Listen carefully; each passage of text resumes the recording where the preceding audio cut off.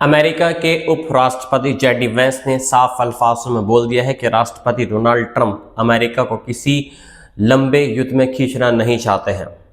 Fox news पर बातचीत में वेंस ने आलोचकों को जवाब देते हुए कहा कि ट्रंप ने अपने चुनावी वादे नहीं तोड़े हैं, बल्कि उनका लक्ष्य बिल्कुल साफ है। उन्होंने कहा है कि इराक और अफगानिस्तान की तरह ये कोई बिना लक्ष्य का युद्ध नहीं है, बल्कि इसका साफ उद्देश्य यह है, और वे उद्देश्य है ईरान को परमाणु हथियार हासिल करने से रोकना।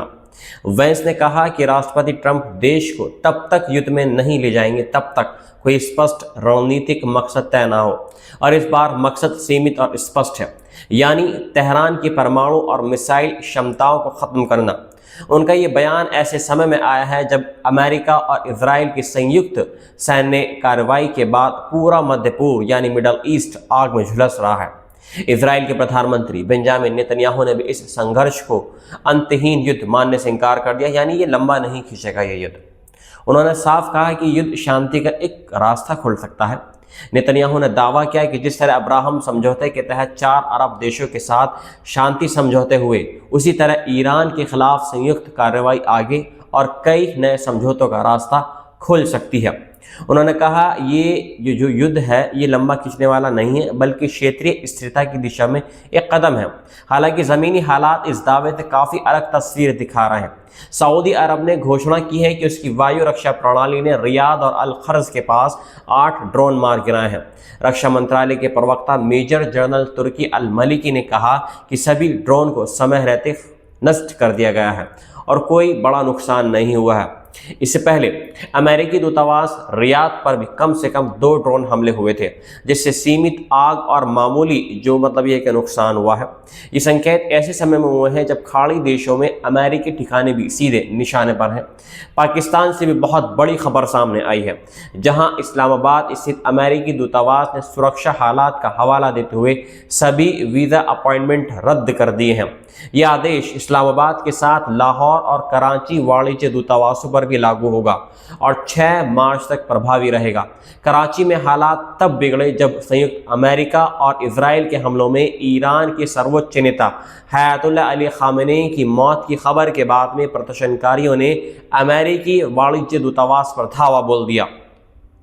बताया जा रहा है कि परिसर की बाहरी दीवार तोड़ी गई है और हालात काबू से बाहर हो गए हैं। राइटर्स की रिपोर्ट के मुताबिक अमेरिकी मरीन ने भीड़ को रोकने के लिए गोलियां चलाई हैं।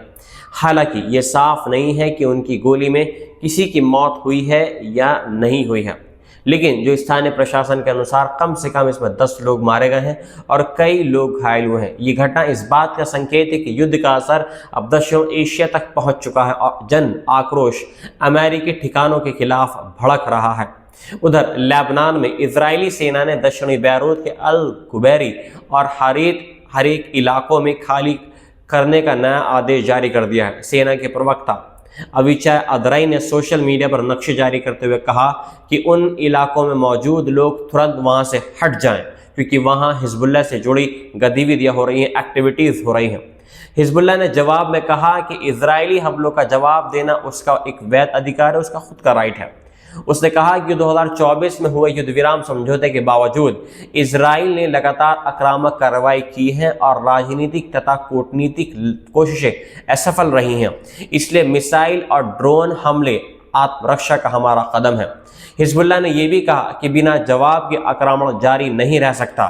इस बीच लेबनान के प्रधानमंत्री नवाफ सालेम ने हिजबुल्लाह की सैन्य गतिविधियों पर रोक लगाने की घोषणा की है और कहा है कि संगठन की भूमिका अब केवल राजनीतिक दायरे तक सीमित रहेंगी। लेकिन सवाल यह है कि ज़मीनी हकीकत में यह कितना संभव होगा।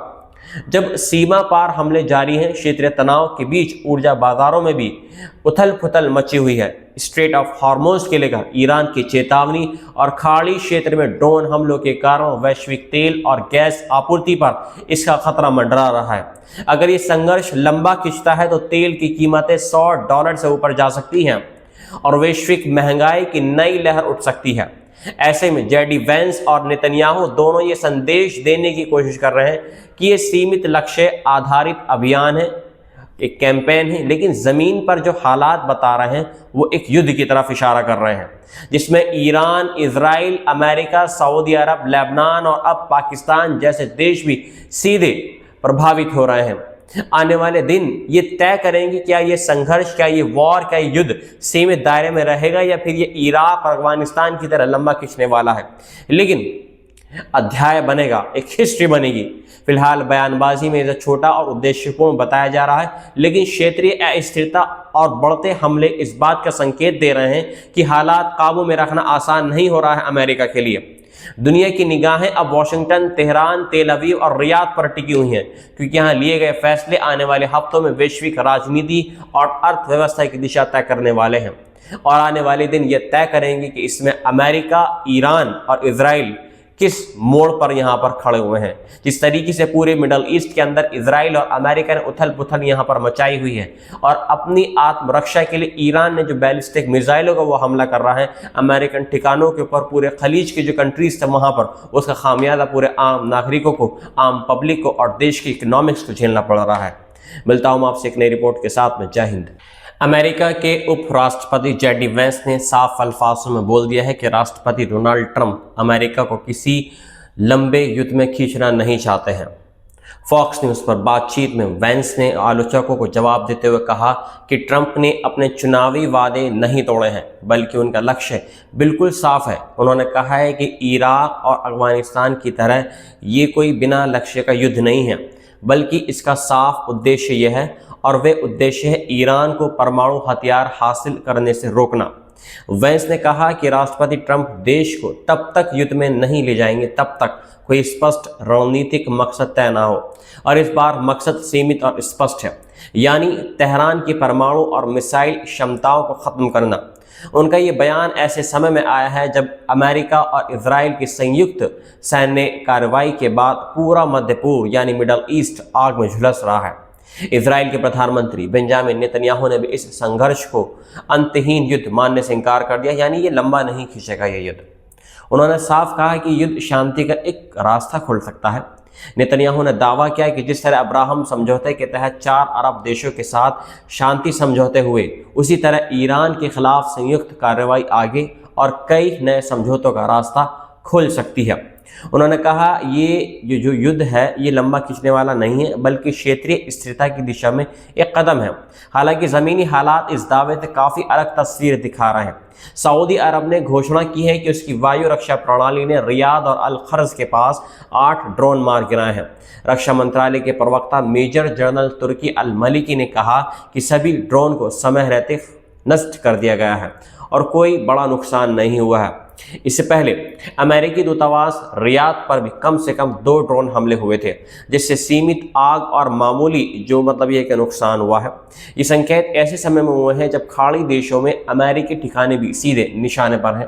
पाकिस्तान से भी बहुत बड़ी खबर सामने आई है, जहां इस्लामाबाद स्थित अमेरिकी दूतावास ने सुरक्षा हालात का हवाला देते हुए सभी वीज़ा अपॉइंटमेंट रद्द कर दिए हैं।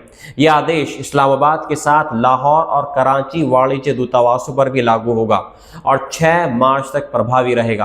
कराची में हालात तब बिगड़े जब संयुक्त अमेरिका और इजराइल के हमलों में ईरान के सर्वोच्च नेता अयतुल्लाह अली खामेनेई की मौत की खबर के बाद में प्रदर्शनकारियों ने अमेरिकी वाणिज्य दूतावास पर धावा बोल दिया।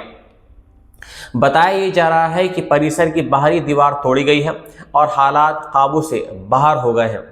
राइटर्स की रिपोर्ट के मुताबिक अमेरिकी मरीन ने भीड़ को रोकने के लिए गोलियां चलाई हैं।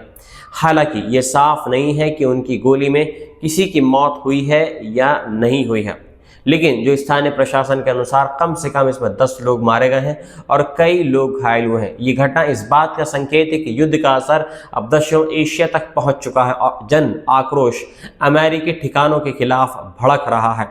उधर लेबनान में इजरायली सेना ने दक्षिणी बैरूत के अल कुबैरी और हरीक इलाकों में खाली करने का नया आदेश जारी कर दिया है। सेना के प्रवक्ता अविचाय अदराई ने सोशल मीडिया पर नक्शे जारी करते हुए कहा कि उन इलाकों में मौजूद लोग तुरंत वहां से हट जाएं, क्योंकि वहां हिजबुल्लाह से जुड़ी गतिविधियां हो रही हैं, एक्टिविटीज़ हो रही हैं।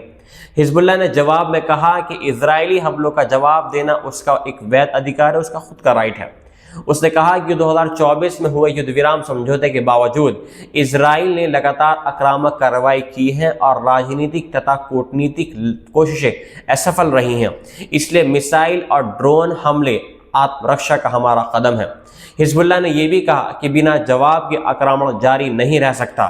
इस बीच लेबनान के प्रधानमंत्री नवाफ सालेम ने हिजबुल्लाह की सैन्य गतिविधियों पर रोक लगाने की घोषणा की है और कहा है कि संगठन की भूमिका अब केवल राजनीतिक दायरे तक सीमित रहेंगी। लेकिन सवाल यह है कि ज़मीनी हकीकत में यह कितना संभव होगा। जब सीमा पार हमले जारी हैं, क्षेत्रीय तनाव के बीच ऊर्जा बाजारों में भी उथल पुथल मची हुई है। स्ट्रेट ऑफ हॉर्मोज के लेकर ईरान की चेतावनी और खाड़ी क्षेत्र में ड्रोन हमलों के कारण वैश्विक तेल और गैस आपूर्ति पर इसका खतरा मंडरा रहा है। अगर ये संघर्ष लंबा खिंचता है तो तेल की कीमतें $100 से ऊपर जा सकती हैं और वैश्विक महंगाई की नई लहर उठ सकती है। ऐसे में जेडी वेंस और नेतन्याहू दोनों ये संदेश देने की कोशिश कर रहे हैं कि ये सीमित लक्ष्य आधारित अभियान है, एक कैंपेन है, लेकिन ज़मीन पर जो हालात बता रहे हैं वो एक युद्ध की तरफ इशारा कर रहे हैं, जिसमें ईरान, इजराइल, अमेरिका, सऊदी अरब, लेबनान और अब पाकिस्तान जैसे देश भी सीधे प्रभावित हो रहे हैं। आने वाले दिन ये तय करेंगे क्या ये संघर्ष, क्या ये वॉर, क्या ये युद्ध सीमित दायरे में रहेगा या फिर ये इराक और अफगानिस्तान की तरह लंबा खींचने वाला है। लेकिन अध्याय बनेगा, एक हिस्ट्री बनेगी। फिलहाल बयानबाजी में इसे छोटा और उद्देश्यपूर्ण बताया जा रहा है, लेकिन क्षेत्रीय अस्थिरता और बढ़ते हमले इस बात का संकेत दे रहे हैं कि हालात काबू में रखना आसान नहीं हो रहा है अमेरिका के लिए।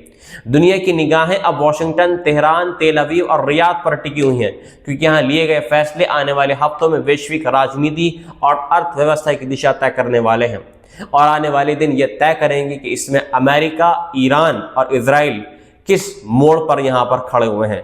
जिस तरीके से पूरे मिडल ईस्ट के अंदर इजराइल और अमेरिका ने उथल पुथल यहाँ पर मचाई हुई है और अपनी आत्मरक्षा के लिए ईरान ने जो बैलिस्टिक मिसाइलों का वो हमला कर रहा है अमेरिकन ठिकानों के ऊपर, पूरे खलीज के जो कंट्रीज थे वहाँ पर, उसका खामियाजा पूरे आम नागरिकों को, आम पब्लिक को और देश की इकोनॉमिक्स को झेलना पड़ रहा है। मिलता हूँ आपसे एक नई रिपोर्ट के साथ में। जय हिंद।